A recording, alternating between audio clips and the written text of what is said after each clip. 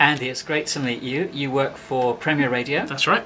And you're just back from the Holy Land. Yes, off the plane last night, so I'm feeling a bit frazzled but inspired as well. I was with Bible Lands, the charity. We were there for 10 days in Nazareth, in Bethlehem and in Jerusalem.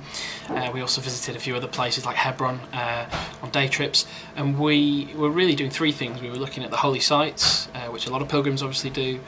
But we were also going to meet their partners, who are schools, hospitals, etc., who are doing a lot of the hard work on the front line there. But we were also talking to people who are affected by the current political situation in Israel and Palestine. So people for whom the security war is a daily experience in their lives, people who are working for reconciliation, that kind of thing. So, and what was the purpose of the trip? Was Bible Land sponsored? Yeah.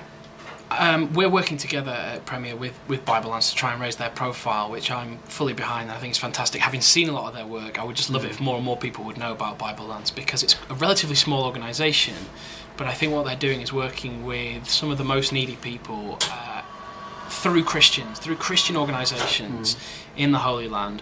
But these organisations benefit all communities, particularly the poorer ones. Yeah.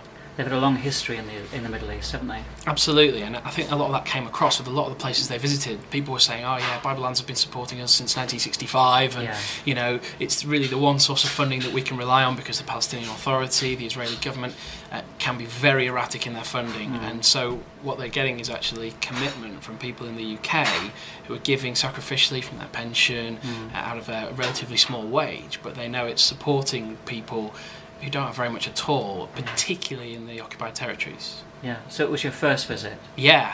What really stands out?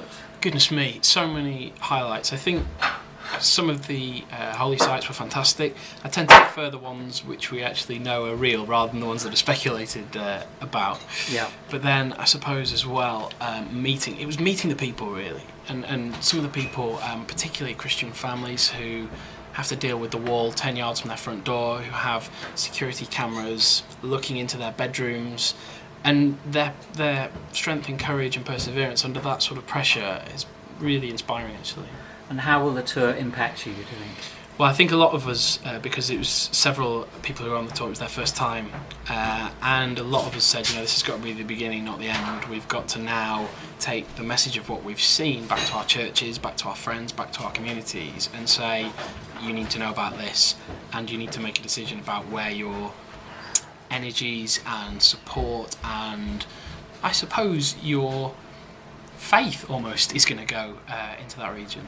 And any last thoughts or critical issues you think that where your views have changed as a result of the visit, or where it's reinforced your thinking? I think there's no substitute for seeing stuff right in front of your eyes. So you can read about stuff in an academic book, or you can, you know, the internet's wonderful for seeing things. But actually, when you see a 30-foot high wall, I suppose, that's quite real. And when you see the streets regularly sort of crawling with armed soldiers, it brings home to you that Israel is a great place to visit, but actually there's another side to it, and I think Christians in the UK particularly probably need to realise that it's not as straightforward as some of the opinions that we get in the mainstream press.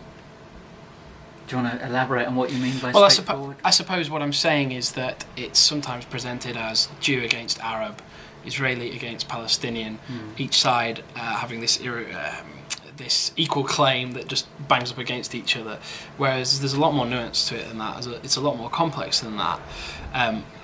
But as Christians, in a sense, it should be very simple as well, because we should be putting our neighbour first, and we should be loving our neighbour as ourselves, or even more difficult, loving our enemies. And there are Christians in that region who are really trying to do that, and we don't hear enough about them, even from the Christian media, let alone the secular media. So I think we need to engage with them, support them, and I suppose get behind them as they look for peaceful solutions in what seems like a pretty desperate situation.